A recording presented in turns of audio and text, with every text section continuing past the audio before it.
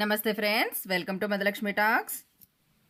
October 13 మంగళవారం care of Anasuya సీరియల్లో ఏం జరిగిందో ఇప్పుడు మనం తెలుసుకుందాం.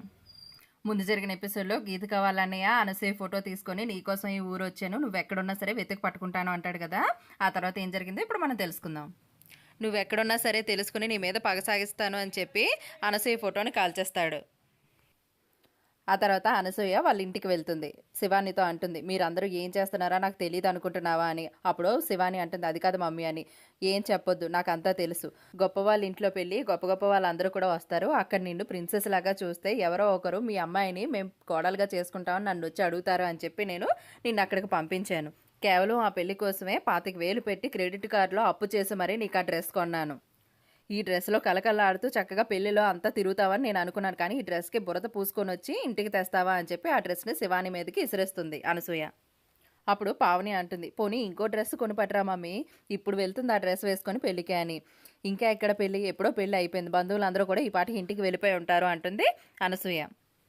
అప్పుడు పావని శివానితో అంటుంది, గొప్ప ఇంటికి కోడలయ్యే అదృష్టాన్ని మిస్ చేసుకున్నావక్క, ఇంకెప్పుడు ఇలా చేయకు, చూసావా వేరే వాళ్ళకి హెల్ప్ చేద్దామని వెళ్తే ఒంటికి మనకి బురదే మిగులుతుంది అని అంటుంది.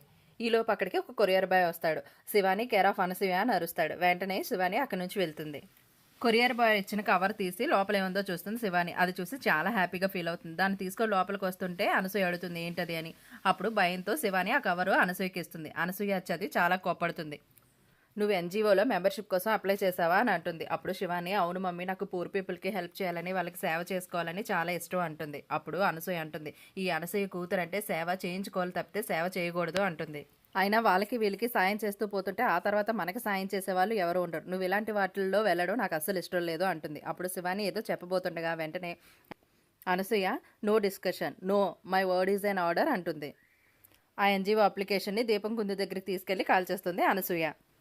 ఆ తర్వాత శివాని కూర్చొని బాధపడుతూ ఉంటుంది. ఈలోపు వాళ్ళ చెల్లి వాళ్ళ అమ్మమ్మ అక్కడికి వస్తారు. అప్పుడు వాళ్ళ అమ్మమ్మ అంటుంది, మీ అమ్మతో నీ ఇష్టాలు నీ కోరికలు పలానా అని చెప్పకుండా ఇక్కడికి వచ్చి నువ్వు బాధపడితే ఉపయోగం ఏముంది, నువ్వు ఇలాగే అన్నిటికీ ఆగిపోతే ఆ తర్వాత మీ అమ్మ నీ చేత అన్ని ఇష్టం లేని పనులే చేయిస్తుంది అని అంటుంది. అప్పుడు శివాని అంటుంది, నాకు బాధ కలిగిన మాట నిజమే, అందుకే బాధపడుతున్నాను, కానీ ఏం జరిగినా సరే అమ్మ ఒక్కసారి నో అంటే నేను ఆ పని చేయను, అమ్మకి ఇష్టం లేని పని ఏదీ చేయను అంటుంది. అమ్మ మమ్మల్ని ఇద్దరిని చిన్నప్పటి నుండి ఎంతో కష్టపడి పెంచింది, అమ్మకి ఇష్టం లేని పని చేశాను అంటే నేను ఇంకా బ్రతుకున్న వేస్టే అంటుంది శివాని. ఆ తర్వాత రోజు పావని ఫోన్లో వీడియో చూస్తూ ఉంటుంది. అందులో వాళ్ళ అక్క పాపను కాపాడిన విషయం అంతా ఉంటుంది. కింద క్యాప్షన్ కూడా, జీవితం పూల కంటే ఎంతో సుకుమారమైంది, దాన్ని అందంగా కాపాడుకోవాలి అని ఉంటుంది. అప్పుడు వెంటనే శివానితో అంటుంది, వీడియో ఎంత అద్భుతంగా తీశారో కింద క్యాప్షన్ కూడా అలాగే తీశారక్క, నువ్వు చాలా అందంగా ఉన్నావు ఈ వీడియోలో అంటుంది. అప్పుడు అనసూయ కూడా ఆ వీడియో చూస్తుంది. ఏంటిదంతా అని అడుగుతుంది. శివాని ఏదో చెప్పేలోపే అనసూయకు ఒక ఫోన్ వస్తుంది. ఒక డబ్బున్న రిచ్ ఫ్రెండ్ ఫోన్ చేస్తుంది అనసూయకి. చాలా బాగుందండి, ఇప్పుడే మీ అమ్మాయి వీడియో చూశాను, ఎక్స్ట్రాడనరీగా ఉంది, పులి కడుపున పులే పుట్టినట్టు మీ అంటే అందమైన తల్లి కడుపున అంత అందమైన అమ్మాయి పుట్టింది, మీ అమ్మాయి అంత ముందు హీరోయిన్లు కూడా ఎందుకు పనికిరారు అని అంటుంది. అప్పుడు అనసూయ చాలా సంతోషంతో థ్యాంక్స్ అండి అంటుంది. ఆ తర్వాత వరుస పెట్టి అందరు ఫోన్లు వస్తూనే ఉంటాయి. పావనికి, అనసూయకి, శివానికి, అందరికీ కూడా. అనసూయ అందరికీ థ్యాంక్స్ అండి అని చెప్తుంది. అప్పుడు అనసూయ వాళ్ళ అమ్మమ్మ శివానికి దిష్టి తీస్తుంది. ఊళ్ళో వాళ్ళందరి కళ్ళు నీ మీదే పడ్డాయని. అదంతా చూసి అనసూయ చాలా సంతోషపడుతుంది. అప్పుడు అనసూయ మేనేజర్ అంటాడు, మేడం ఇప్పుడు ఈ వీడియో ట్రెండింగ్లో ఉంది మేడం, కొంతమంది మన అమ్మాయి గారి మీద కవితలు కూడా రాస్తున్నారంట అని అంటాడు. ఒక వీడియోకి ఇంత ఫాలోయింగ్, ఇన్ని ఫోన్ కాల్సా, ఇంతకీ ఈ వీడియో ఎవరు తీశారు అని అడుగుతుంది. అప్పుడు శివాని అంటుంది, ఏమో మమ్మీ, నేను ఆ పాపను కాపాడడానికి వెనక పరిగెట్టాను, కానీ ఆ టైంలో ఎవరో చూసి తీసుంటారు, నాకు తెలీదు అంటుంది. అప్పుడు అనసూయ అంటుంది, 25,000 పెట్టి డ్రెస్ కొన్నందుకు పబ్లిసిటీ బాగానే వచ్చింది అనుకుంటుంది. ఆ తర్వాత శివానీని వీడియో తీసిన చందు ల్యాప్టాప్లో శివాని ఫోటో చూస్తూ ఉంటాడు. ఈలోపు వాళ్ళ చెల్లి గీతగా వచ్చి, ఏంటన్నయ్య నువ్వు ఆ ఫోటోనే చూస్తూ ఉన్నావు అని అంటుంది. ఈలోపు చందుకి ఒక ఫోన్ కాల్ వస్తుంది. వెంటనే చందు చాలా హ్యాపీగా ఫీల్ అవుతాడు. Thank you sir, thank you very much అంటాడు. చందు ఫోన్ పెట్టేసిన తర్వాత వాళ్ళ అమ్మ వాళ్ళ చెల్లి అడుగుతారు, ఏంటి అంత సంతోషం ఏమైంది అని. అప్పుడు చందు చెప్తాడు, నేను beauty with humanity short film కాంపిటీషన్కి నేను తీసిన వీడియో పంపించాను కదా, దానికి ఫస్ట్ ప్రైజ్ వచ్చింది, 4 లక్షల ప్రైజ్ మనీ కూడా ఇస్తున్నారు అని అంటాడు.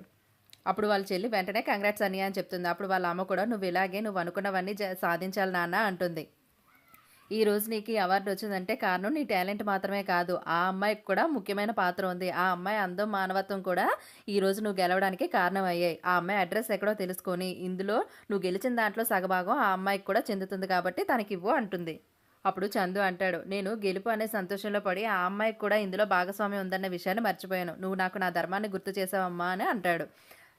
ఈలోపు వాళ్ళ ఫ్రెండ్ చందు చందు అని పిలుస్తాడు బయట నుండి. అప్పుడు చందు అంటాడు, అమ్మ బోసు నన్ను ఎక్కడికో తోడికి రమ్మన్నాడు, నేను బయటికి వెళ్తాను అంటాడు. అప్పుడు వాళ్ళ అమ్మ జాగ్రత్తగా వెళ్ళిరా అంటుంది. చందు గీతికతో చెప్తాడు, గీతిక నువ్వు సోషల్ అకౌంట్లో ట్రై చేయి, ఆ అమ్మాయి అడ్రస్ ఎక్కడైనా దొరుకుతుందేమో అని చెప్తాడు. అలాగే అని అంటుంది గీతిక. ఆ తర్వాత అనసూయ తన చిట్ ఫండ్ కంపెనీకి వెళ్తుంది. వెళ్ళిన తర్వాత పిఏని పిలుస్తుంది. పిఏ వచ్చిన తర్వాత పిఏకి 8,000, 10,000, 18,000 అని చెప్పి నోట్ చేసుకోమని చెప్తుంది. పిఏ అన్ని నోట్ చేసుకుంటాడు. ఆ తర్వాత అడుగుతుంది, అన్ని కరెక్ట్గా నోట్ చేసుకున్నావా అని. అప్పుడు పిఏ అన్ని కరెక్ట్గానే నోట్ చేసుకున్నాను మేడం, ఇవేంటి మన స్టాఫ్కి ఇవ్వాల్సిన శాలరీ అదినా అని అడుగుతాడు. కాదు, ఈ నెల నేను కట్టాల్సిన ఈఎంఐలు అని అంటుంది. అప్పుడు పిఏ అంటాడు, ఏంటి మేడం ట్రైన్ బోగీలో ఇన్నున్నాయి అని అంటాడు. అప్పుడు అనసూయ అంటుంది, నీ పని ఎన్నున్నాయో చెప్పడం కాదు, ఎంత అయిందో చెప్పడం అంటుంది. అప్పుడు పిఏ 2,46,000 అయింది మేడం అంటాడు. అప్పుడు అనసూయ తన దగ్గర ఉన్న కార్డ్స్ తీసి అందులో కొంత అమౌంట్ ఈ క్రెడిట్స్ కార్డులోంచి కట్టే అంటుంది. మరి మిగిలిన అమౌంట్ మేడం అని అడుగుతాడు పిఏ. అప్పుడు అనసూయ డబ్బులు ఎవరైతే పెండింగ్ కట్టలేదో వాళ్ళ లిస్టు పంపించమంటుంది. అప్పుడు ఒక ఆవిడ తీసుకొచ్చి ఇస్తుంది. అప్పుడు అనసూయ అంటుంది, ఆ అప్పారావు మనకు కట్టాల్సిన 2 లక్షలు ఇంకా కట్టలేదా అని. అప్పుడు ఆ ఫైల్ తెచ్చిన ఆవిడ అంటుంది, అవును మేడం, ఇంటికి వెళ్తే ఇంటి దగ్గర ఉండట్లేదు, ఫోన్ చేస్తే ఫోన్ తీయడం లేదు, చిక్కడో దొరకడో, అసలు ఏం చేయాలో అర్థం కావడం లేదు అంటుంది. అప్పుడు అనసూయ తన క్యాబిన్లోంచి బయటకు చూస్తే అక్కడ తడిబట్టేసే పని మనిషి కనిపిస్తుంది. వెంటనే పిఏకి చెప్పి ఆవిడని లోపలికి రమ్మను అని చెప్తుంది. పిఏ అక్కడికి వెళ్ళి తను తీసుకొస్తాడు. అనసూయ నీ దగ్గర ఫోన్ ఉందా అని అడుగుతుంది ఆ పని మనిషిని. ఉంది మేడం అని చెప్తుంది. అప్పుడు ఆ ఫోను పిఏని తీసుకోమంటుంది. అప్పుడు పిఏతో చెప్తుంది, అప్పారావుకు ఫోన్ చేసి నేను చెప్పినట్టు చెప్పు, మన కంపెనీలో ప్రతి సంవత్సరం తీసే లాటరీలో తనకి లాటరీ తగిలిందని 4 లక్షల రూపాయలు వచ్చాయని, అందులో 2 లక్షలు మనకి కట్టేసి 2 లక్షలు అతను తీసుకెళ్ళడానికి ఇవాళే లాస్ట్ డేట్ అని ఫోన్ చేసి చెప్పమంటుంది. అప్పుడు పిఏ అనసూయ వైపు కొంచెం ఆశ్చర్యంగా చూస్తాడు. అప్పుడు పిఏతో అనసూయ అంటుంది, ఏంటి మన ఆఫీస్ నుండే ఫోన్ చేసి లాటరీ తగిలిందంటే అతను నమ్మడని నీ ఉద్దేశం కదా అని. అవును మేడం అంటాడు పిఏ. అప్పుడు అనసూయ అంటుంది, ఒకటి జేబులో 1,00,000 రూపాయలు ఉన్నాయనుకో, అయినా సరే 100 రూపాయలు ఫ్రీగా వస్తున్నాయంటే ఖచ్చితంగా లైన్లో నిలబడి మరీ తీసుకుంటాడు. అలాగే మనిషి డబ్బు కోసం ఏదైనా చేస్తాడు అని అంటుంది. అప్పుడు పిఏ అప్పారావుకి ఫోన్ చేసి మొత్తం అనసూయ చెప్పిందంతా చెప్తాడు. ఇవాళే లాస్ట్ డేట్, వచ్చి తీసుకుంటారా లేదా అని. అప్పుడు వెంటనే అప్పారావు, లేదు లేదు నేను ఇప్పుడే బయలుదేరి వస్తున్నాను అంటాడు. అప్పుడు పిఏ అనసూయని చూసి మనసులో అనుకుంటాడు, శాటిలైట్ స్పీడ్ అయినా తెలుసుకోవచ్చు కానీ మీ స్పీడ్ని మాత్రం మేము కనిపెట్టలేము మేడం. అలాగే మీరు ఇదే తెలివితేటలతో రాజకీయాల్లోకి వెళ్తే తప్పకుండా సీఎం అయిపోతారు అని అనుకుంటాడు. ఆ తర్వాత అప్పారావు అనసూయ చిట్ ఫండ్ కంపెనీకి వస్తాడు. నాకు లాటరీ తగిలిందన్నారు, డబ్బులు ఎక్కడిస్తారు అని. ఆ క్యాబిన్లోకి వెళ్ళండి అని చెప్తారు అక్కడ ఉన్న రిసెప్షనిస్ట్. అప్పుడు అప్పారావు అనసూయ క్యాబిన్లోకి వెళ్తాడు. అనసూయ వెనక్కి తిరిగి ఉంటుంది.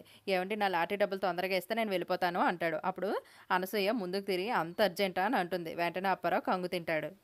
అప్పుడు అనసూయ అంటుంది, చిట్పాడుకొని డబ్బులు కట్టకుండా నువ్వు తప్పించుకొని తిరిగితే నేను కనిపెట్టలేను అనుకుంటున్నావా? నువ్వు 7 సముద్రాల అవతల ఉన్నా సరే నేను నిన్ను ఎక్కడున్నావో తెలుసుకోగలను అంటుంది.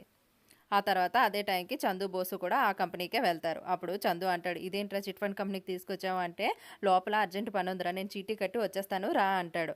అప్పుడు చందు అంటాడు, నాకు ఫైనాన్స్ అన్నా చీటీలు కట్టడం అన్నా అసలు నచ్చదురా, నేను ఇక్కడే ఉంటాను అంటాడు. అప్పుడు బోసు సరే నీ ఇష్టం అని చెప్పి లోపలికి వెళ్తూ ఉంటాడు. ఈలోపు చందు అక్కడ అనసూయ చిట్ ఫండ్ కంపెనీ అని బోర్డు చూస్తాడు. ఒకవేళ ఈ అనసూయ ఆ అనసూయ ఒకటేనా, లోపలికి వెళ్ళి ఇది ఎవరిదో తెలుసుకోవాలి అని అనుకుంటాడు. వెంటనే బోసును పిలిచి, ఒరే బోసు నేను కూడా లోపలికి వస్తాను అంటాడు. ఇప్పుడే కదరా రానన్నావంటే, నాకు ఇక్కడ ఒక్కరిని నించోవాలంటే బోర్ కొడుతుంది అంటాడు. సరే అయితే పద అని చెప్పి ఇద్దరు లోపలికి వెళ్తారు. లోపల అనసూయ క్యాబిన్లో అనసూయ అప్పారావుతో మాట్లాడుతూ ఉంటుంది. అప్పుడు అప్పారావు అంటాడు, సారీ మేడం, నాకు కొంచెం బిజినెస్లో నష్టాలు వచ్చాయి, అందుకనే కట్టలేకపోయాను అని అంటాడు. అప్పుడు అనసూయ అంటుంది, బిజినెస్లో కష్టాలు నష్టాలు వస్తే బక్క చిక్కిపోయి మనిషి డీలా పడిపోయి ఉంటాడు. నువ్వు మాత్రం చక్కగా టిప్ టాప్గా రెడీ అయ్యి ఒంటి నిండా బంగారం వేసుకొని తిరుగుతున్నావు. మర్యాదగా ఆ బంగారం అంతా తీసి టేబుల్ మీద పెట్టు అంటుంది. అప్పుడు ఆ అప్పారావు అన్న వ్యక్తి, అది కాదు మేడం అంటాడు. అప్పుడు వెంటనే అనసూయ చాలా కోపంతో డూ వాట్ ఐసే అని గట్టిగా అరుస్తుంది.